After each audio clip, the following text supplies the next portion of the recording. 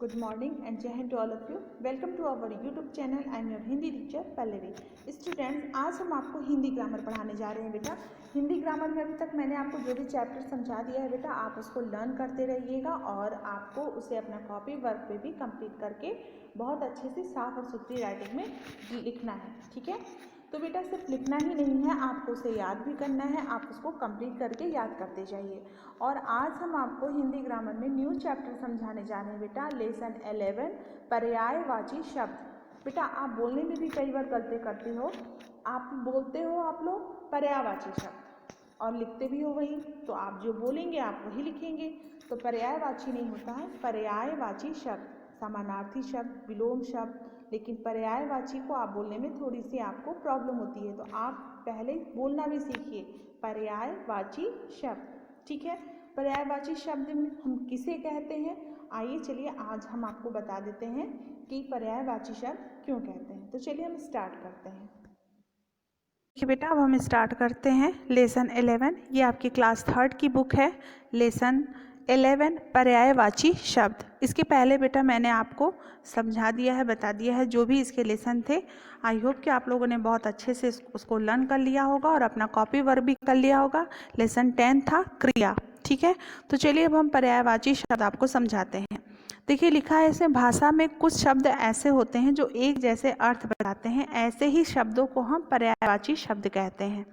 जैसे देखिए यहाँ बादल है, बादल बना हुआ है ना, लेकिन बादल को हम क्या क्या कहते हैं, बादल, मेघ, जलधर, जलद, सभी का मतलब होता है बादल, है ना। फिर यहाँ क्या है, फूल है, फूल को हम क्या कहते हैं, पुष्प, कुसुम, सुमन, है ना, सभी को हम फूल कहते हैं। नारी, महिला, स्त्री, औरत। और यहाँ सूर्य है, रवि, सूरज, दिनकर। तो जो एक जैसे अर्थ प्रकट करने वाले होते हैं शब्द, उनको हम पर्यायवाची या फिर समानार्थी शब्द कहते हैं, ठीक है। निम्नलिखित पर्यायवाची शब्दों को पढ़ें और याद करें, यहाँ पर लिखा हुआ है।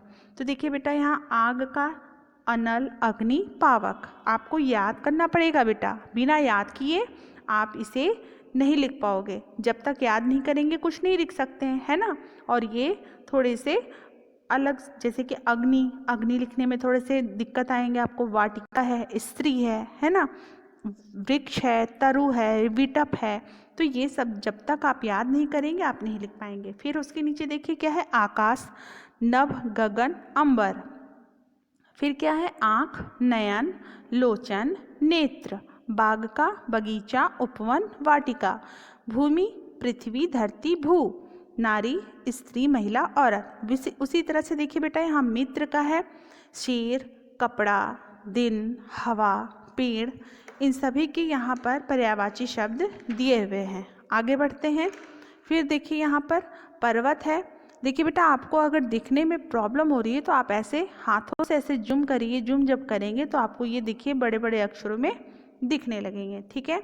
पर्वत को नग, पहाड़, गिरी, मनुष्य को इंसान, आदमी, मानव, पक्षी, खग, पक्षी, विहग, सुबह, भोर, सवेरा, प्रभात, पानी को जल, नीर, सलील, और वर्षा, बरसात, बारिश, मेघ।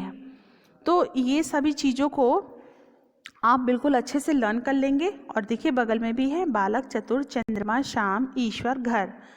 तो विशेष यहाँ पर देखिए कुछ लिखा है, बच्चों पानी के पर्यायवाची नीर, जल, अम्बु, वारी में यदि ज जोड़ दें, सुनिए बहुत ध्यान से ये बातों को सुनिएगा बेटा।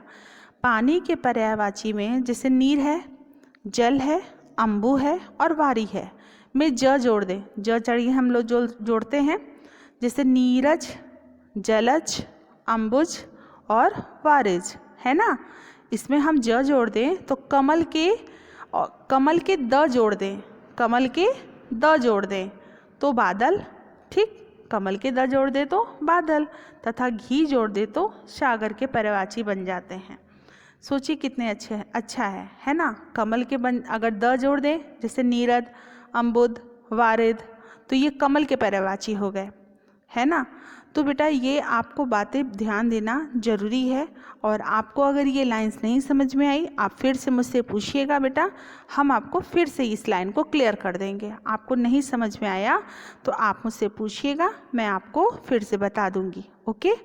और ये फिर नीचे भी देखिए यहाँ पर दिया हुआ है, पानी का जल, नीर, वारी, अम्बु, कमल का क्या है? जलज, नीरज, वारिज, अंबुज। जैसा कि अभी मैंने इसमें आपको पढ़ के बताया। बादल में देखिए लिखा है ना, द जोड़ दें, है ना। देखिए यहाँ बादल का क्या लिखा है? जलद, नीरद, वारिद, अंबुद। तो ये क्या हो गए? बादल। बादल के पर्यायवाची शब्द। सागर के क्या हो गए? जलधि, निरधि, वारिधि, अंबुधि। देखिए यहाँ पर है ना, बादल के तथा धी जोड़ दें तो सागर के पर्यायवाची बन जाते हैं। तो यहाँ पर आपको थोड़ा सा ध्यान देना है। अगर आप पानी के पर्यायवाची 4 ठो याद कर लिए, जल, नीर, वारी, अंबु, और ज और द और धी जोड़ देते हैं तो कमल, बादल, सागर, इनके पर्यायवाची आप आराम से लिख सकते हैं। ओके। अगर बेटा ये लाइंस नहीं समझ में आए, आप मुझसे पूछिएगा, मैं आपको फिर से इसे क्लियर कर दूंगी।